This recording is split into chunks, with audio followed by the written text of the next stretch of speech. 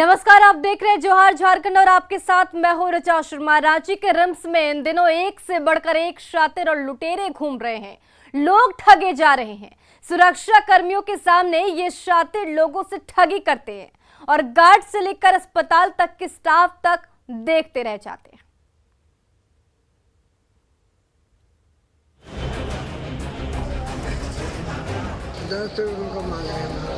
₹10 क्यों?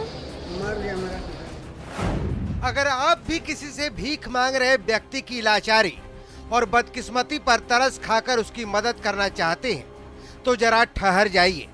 सबसे पहले रांची रिम्स से आई इस खबर को देख लीजिए, इसके बहाने जान लीजिए और ऐसे शातिरों को पहचान लीजिए। क्या चाहिए आपको? क्या मांग रहे हैं? इसका बस ₹10 मांग रहे हैं। ₹10 क्यों? मर गया मेरा पिताजी। कहाँ मरा मरीज? 2 नंबर वार्ड। वो भीख मांग रही है। इसको बोलने दीजिए। हो सके तो हो जाए मदद। तो झारखंड के सबसे बड़े अस्पताल रिम्स, जहां लोग अपनी बीमारी और परेशानी लेकर आते हैं और ऐसे लोगों की इस उम्मीद में मदद कर जाते हैं कि शायद किस्मत के मारे ऐसे लोगों की दुआ से उसका भला हो जाए। लेकिन वीरेंद्र गोप जैसा शातिर शराब के नशे में रिम्स में भीख मांगता है और सुरक्षा गार्ड से लेकर स्टाफ तक कोई कुछ नहीं करता। हमसे ₹200 उधर लिया था, निकाली ₹200। नहीं होगा बाबा। कैसे ना उधर क्या बोला कि मेरा बाप मर गया, ₹200 पैसा निकालो। कहाँ तेरा बाप मरा? नहीं होगी।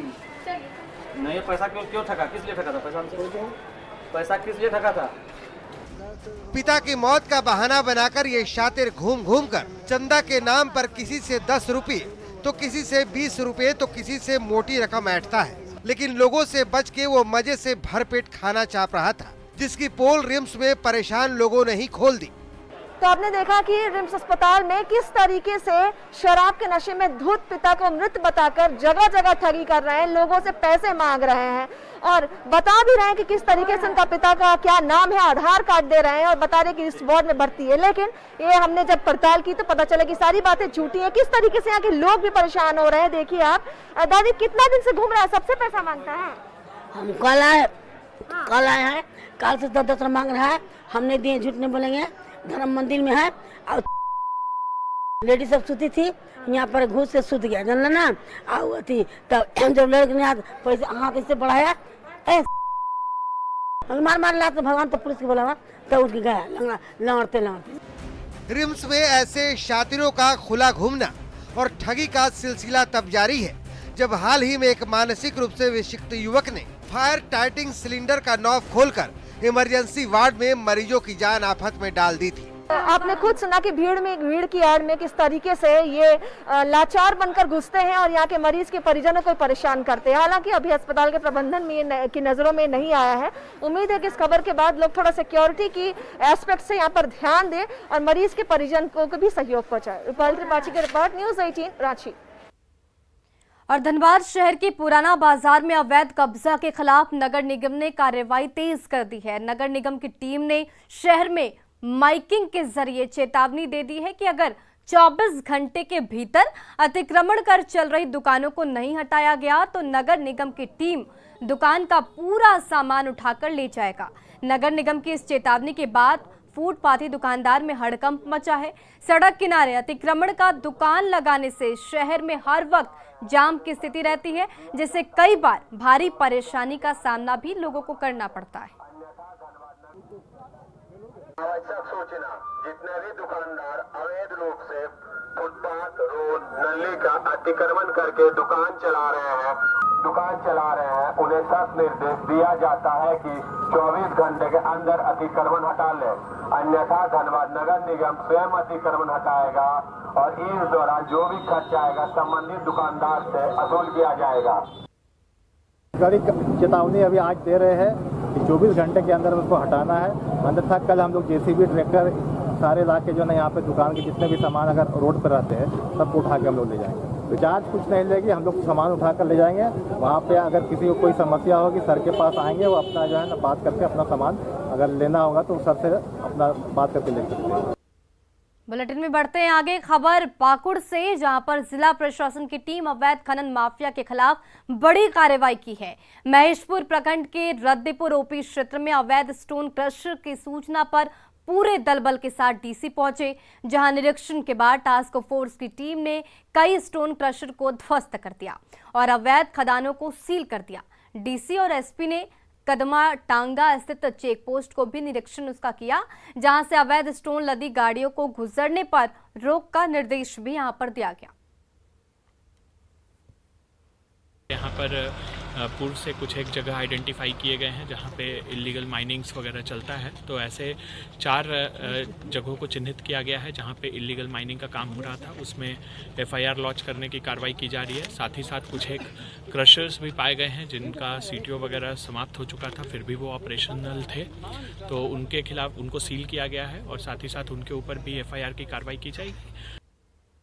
और गिरिडीह में पंचायत चुनाव कराने एसएसबी के एक जवान की गोली लगने से मौत हो गई। जवान का नाम विजय भारती है, जो दुमका के शिकारी पाड़ा का रहने वाला था। गोली लगने के बाद उसे बगोदर सीएचसी ले जाया गया, जहां डॉक्टरों ने उसे मृत घोषित कर दिया। जवान के सिर में गोली लगी थी, लेकिन उसके सिर में गोली कैसे लगी, उसने खुद मारी या फिर गलती से लगी या फिर कोई और वजह हुई, इन सभी कारणों की जांच की जा रही है।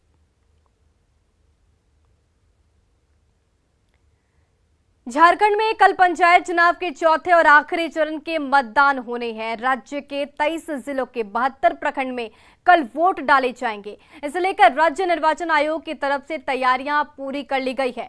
8 तस्वीरें इस वक्त आपको दिखा रहे हैं। पंचायत चुनाव के आखिरी रण की तैयारी आप इससे साफ तौर पर देख सकते हैं। पहली तस्वीर राज्य की है, यहां मोरहाबादी मैदान से पोलिंग पार्टियों को रवाना किया गया। दूसरी तस्वीर आप सिमडेगा की देख रहे हैं। तीसरी तस्वीर पाकुड़ की है, यहां लिट्टीपाड़ा, अमड़ापाड़ा और पकुड़िया वोटिंग होगी। चौथी तस्वीर गढ़वा की, 5वीं तस्वीर गुमला की दिखा रहे हैं और यहाँ 3 प्रखंडों में कल वोटिंग होनी है। छठी तस्वीर जो आप देख रहे हैं वो रामगढ़ की है, जहां पर मांडू में वोटिंग होगी। 7वीं तस्वीर जामताड़ा की दिखा रहे हैं, यहाँ पर 3 प्रखंड में कल मतदान होगा और लास्ट जो अंतिम तस्वीर है वो गिरिडीह की है। तो इन सभी तस्वीरों के जरिए आप उन सभी तैयारियों को भाप सकते हैं और अंदाजा लगा सकते हैं कि पंचायत चुनाव की तैयारियां कितनी जोरों पर है। और खबर गिरिडीह से, जहां पर नक्सलियों की बड़ी साजिश नाकाम हो गई है। सीआरपीएफ जवानों को उड़ाने की साजिश थी। पुल के नीचे आईईडी बरामद किया गया है। आईईडी को यहां पर डिफ्यूज किया गया। पंचायत चुनाव को शांतिपूर्ण माहौल में संपन्न कराए जाने के लिए सीआरपीएफ जवानों को उड़ाने की साजिश नाकाम हुई। जवानों का सर्च अभियान जारी है।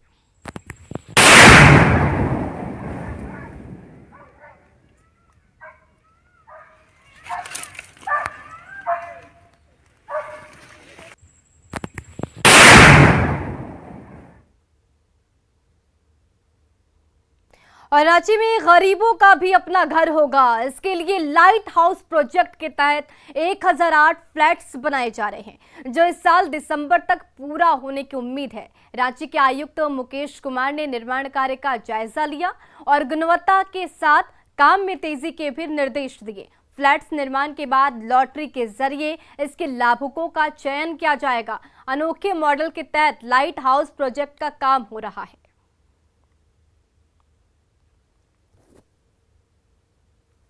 कि साल के अंत तक जो है लाइट हाउस प्रोजेक्ट जो है वो कंप्लीट हो जाएगा। ये कमिटमेंट भी है जो कंसर्न एजेंसी है, और लाइट हाउस प्रोजेक्ट जो है वो भारत सरकार की अत्यधिक महत्वाकांक्षी परियोजना है। और इस मामले में ये यूनिक है, इनफैक्ट अनोखा है कि रांची उन 6 जगहों के भीतर है जहाँ पे लाइट हाउस प्रोजेक्ट जो है चलाया जा रहा है, लेकिन जिस तकनीक का इस्तेमाल रांची प्रोजेक्ट के भीतर किया जा रहा है, जिसको कहते हैं कि 3D मॉडल के तौर पे जो है हम लोग कंप्लीट प्रीकास्टिंग का काम जो कर रहे हैं। 3D यानी end to end, wall to wall, each and every structure in fact जो है वो पहले से उसकी कास्टिंग की जा रही है और इसको इंस्टॉल किया जा रहा है और इसकी फिनिशिंग का काम चल रहा है।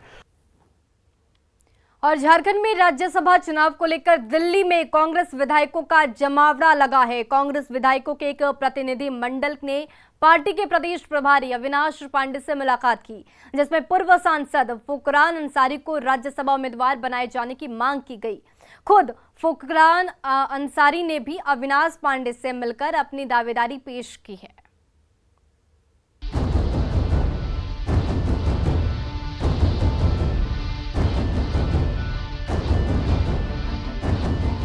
झारखंड में 2 सीटों के लिए राज्यसभा चुनाव को लेकर कांग्रेस की राजनीति दिल्ली शिफ्ट हो गई है। मंथन और बैठक का दौर तेज हो गया है।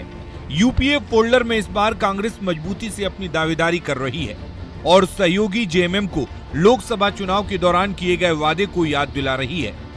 पूर्व सांसद सुबोधकांत सहाय पहले से ही दिल्ली में कैंप कर रहे हैं और अब पूर्व सांसद फुरकान अंसारी ने खुलकर अपनी दावेदारी ठोक दी है। कल भी मिला था, परसों भी मिला था। मैं अपने इंडिपेंडेंटली हम अपनी दावा को रख रहे हैं कि भाई मेरा दावा बनता है, इसलिए कि आपने वादा किया था लोकसभा चुनाव के समय में, तो वादा किया तो पूरा करिए। अगर ये सीट बनता है कांग्रेस को, मिलता है झारखंड मुक्ति मोर्चा से, तो आप हमको भेजिए वहां।